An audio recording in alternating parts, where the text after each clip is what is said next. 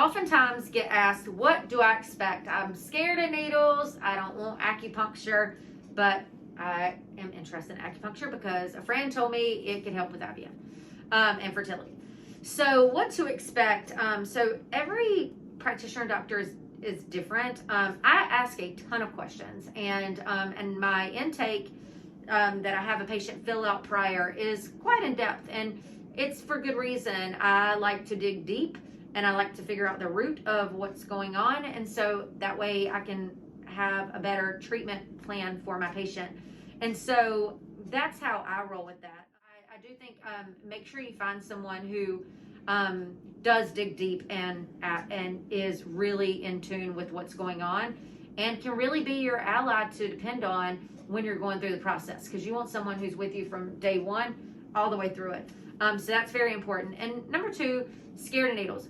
I'm personally terrified of needles. I can't look at my blood getting drawn without going lightheaded. Acupuncture is so different. The needles are as thin as a hair strand, and I personally use pretty thin needles because I do cosmetic acupuncture as well. So a lot of times with my patients who are coming in for the first time, cosmetic acupuncture needles are very thin, so I'll use those throughout the body to prep the patient for it. But a lot of times I'll have needles in and the patients are like, when are you going to start? And it's like, oh, you already have 6 needles in. And so they don't even realize it. And so it's more of the fear of needles, but I promise it is not like the needles when you're getting your blood taken. Nothing like that. It's nothing like that. And so it's just, I promise. Even with some of my adolescent patients, I put a needle while I'm talking to them and they're like, oh my gosh, did you feel that? No, didn't. So, and if you do feel one, it's just like a little bit of pressure, but it's not anything crazy. And then always wear something loose unless you want to just get down into bra and undies or male into underwear, because there are points that we treat all over the body. A lot of times people think that it's just right here, and it's not. I hit the feet, the legs, the hands, the ear. There's a uterus point right there, endocrinology point right there. So there are endocrine points. So I hit all of it. So the looser the clothes, the better.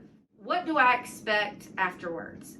So that's a $1 million question because everyone is so different. It depends. Like if you had a lot of stagnation, you might be a little tired after because everything's kind of processing. So I always encourage my patients to drink a ton of water after.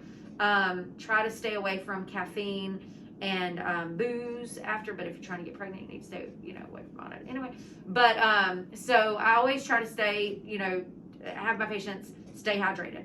And so everyone is so different, and so it's really hard to answer that question, but it's not uncommon. Some people might feel a little nauseous, a little dizzy. Make sure you always go into your acupuncture appointment with food on your stomach. Having food on your stomach is huge because then you're less likely to get nauseous. Just stay hydrated. Water is huge. Some patients might be a little sore, not from where the needles were, but just like a little sore. Where the needles were, you might be a little itchy. It can produce a histamine reaction, which I absolutely love because that means blood and energy have gotten to that point, and so I love a good histamine reaction. But you might be a little itchy. That's cool too. But again, a lot of times I call it the AccuTrance. People never typically feel the same way after the first visit or after that first visit as they did that first visit.